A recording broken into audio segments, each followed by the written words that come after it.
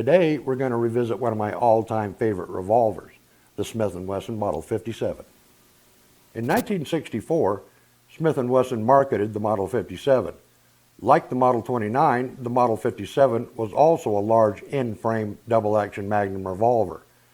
At the time of its release, the Model 57 was the only revolver chambered for the .41 Magnum cartridge. At the same time Smith & Wesson was announcing the availability of the Model 57, Remington just happened to be announcing the release of their new .41 Remington Magnum cartridge. The timing wasn't exactly a coincidence. The .41 Remington Magnum is another one of the potent Magnum revolver rounds created by the late Elmer Keith, the same guy who gave us the .357 Magnum and the .44 Magnum. Remington's ammunition division and Smith & Wesson were already making a ton of money with Elmer Keith's previous Magnum cartridge creations, and figured to do the same thing with the .41 Magnum. Unfortunately, the .41 never quite achieved the popularity of the .357 and the .44 Magnums. In spite of that, the .41 Magnum has developed a loyal following.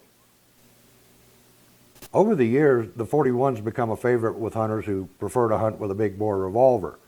It's also found a lot of favor with people who just happen to like shooting big, powerful handguns. This Model 57 has Smith & Wesson's deeply blued finish. These were also available in a gorgeous nickel finish. Either version was available in 4-inch, 6-inch, 6.5-inch, and 8 3/8 inch barrel lengths. This Model 57 has the hunter-length 8 3/8 inch barrel, target-style hammer and trigger, fully adjustable rear sight with a ramp front sight that's equipped with a high-visibility insert. The checkering on the walnut grips is very nicely done, with just the right amount of grip texture for a Magnum revolver.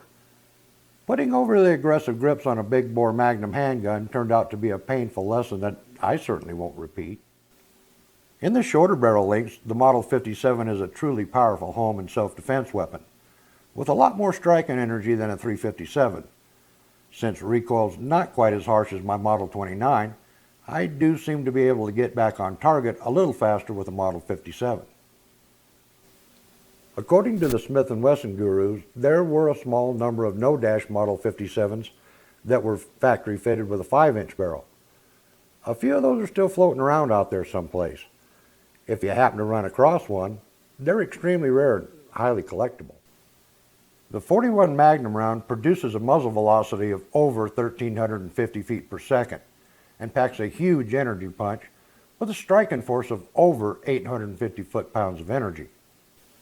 That means the striking energy of the .41 Magnum is more than twice that of the 9mm and generates over 250 more foot-pounds of energy than the .357 Magnum.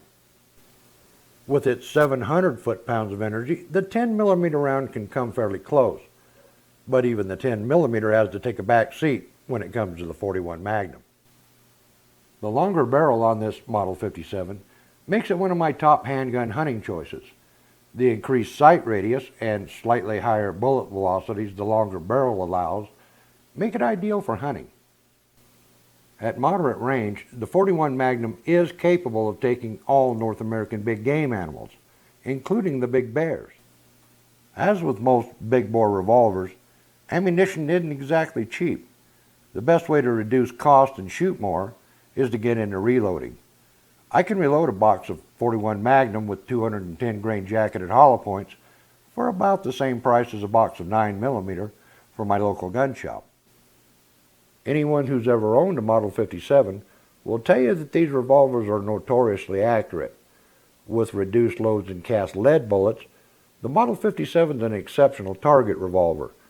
With full power Magnum loads and jacketed bullets, it can take on just about anything.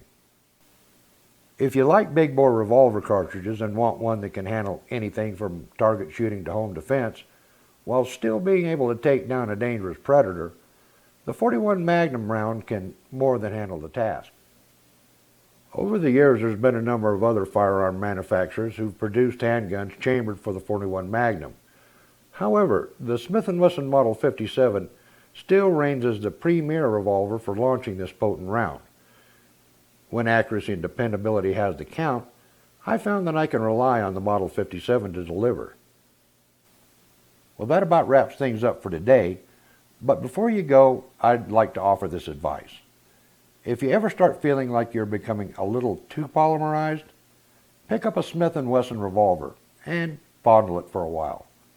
I guarantee you'll start feeling better right away.